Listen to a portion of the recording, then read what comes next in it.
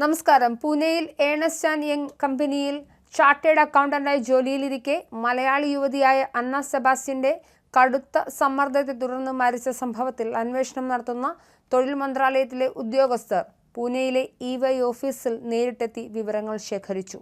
അടുത്തയാഴ്ച മഹാരാഷ്ട്ര സർക്കാർ റിപ്പോർട്ട് കേന്ദ്രത്തിന് കൈമാറുമെന്നാണ് ഏറ്റവും ഒടുക്കം ലഭിക്കുന്ന വിവരങ്ങൾ. അതേസമയം സംഭവത്തിൽ തന്റെ പ്രസ്താവന വളച്ചൊടിച്ച പ്രതിപക്ഷമാണ് അന്നയെ അപമാനിക്കുന്നതെന്ന് ധനമന്ത്രി നിർമ്മല സീതാരാമൻ ആരോപിച്ചു. അന്നയുമായി ബന്ധപ്പെട്ട വിവിധ രേഖകൾ ഓഫീസിലെത്തി പരിശോധിച്ചിട്ടുണ്ട് എന്നും 7 ദിവസത്തിനകം ഇതേ രേഖകൾ വകുപ്പിന് സമർപ്പിക്കാൻ EYയോട് പറഞ്ഞിട്ടുണ്ടെന്നും Pune additional labour commissioner Shailendra Pol പറഞ്ഞു. ആവശ്യപ്പെട്ട എല്ലാ വിവരങ്ങളും ലഭിച്ചു കഴിഞ്ഞാൽ കേന്ദ്ര സർക്കാരിന് റിപ്പോർട്ട് സമർപ്പിക്കും.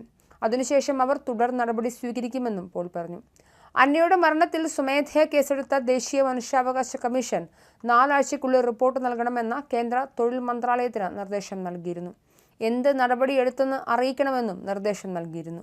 അമിത ജോലിഭാരം മൂലമാണ് അന്ന മരിച്ചതെന്ന് മാതാപിതാക്കൾ ആരോപണം ഉന്നയിച്ചതിന്റെ പശ്ചാത്തലത്തിലായിരുന്നു കമ്മീഷന്റെ നടപടി. അന്നയുടെ മരണത്തിൽ കമ്മീഷൻ അതീവ ആശങ്ക രേഖപ്പെടുത്തിയിരുന്നു.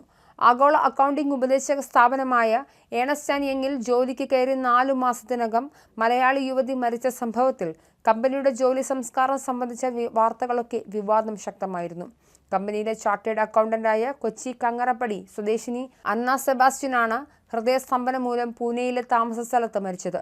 ജൂലൈ 20-നായിരുന്നു സംഭവം. അന്നയുടെ മരണത്തിൽ ഏണസ്റ്റ് ആൻഡ് യങ് ഇന്ത്യ കമ്പനിയുടെ ഭാഗത്ത് വീഴ്ചയുണ്ടായാൽ കർശന നടപടിയെന്നാണ് കേന്ദ്ര തൊഴിൽ മന്ത്രി ഇന്നലെ പ്രതികരിച്ചത്. മന്ത്രാലയം നടത്തുന്ന അന്വേഷണത്തിന്റെ ഭാഗമായിട്ടാണ് 4 ഉദ്യോഗസ്ഥർ പൂനെയിലെ കമ്പനി ഓഫീസിലെത്തിയത്. മഹാരാഷ്ട്ര തൊഴിൽ വകുപ്പിലെ ഉദ്യോഗസ്ഥരും സംഘത്തിലുണ്ടായിരുന്നു.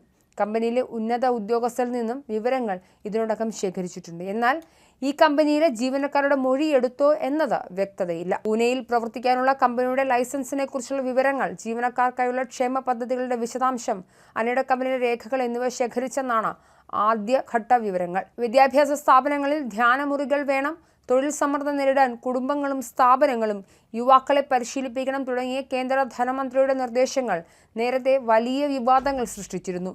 ആരുടെയും പേരെടുത്തു പറഞ്ഞ് അപമാനിച്ചിട്ടില്ലെന്നും പ്രതിപക്ഷം അനാവശ്യ ആരോപണം ഉന്നയിക്കുകയാണെന്നുമാണ് ഇന്നലെ ധനമന്ത്രി നൽകിയ വിശദീകരണം.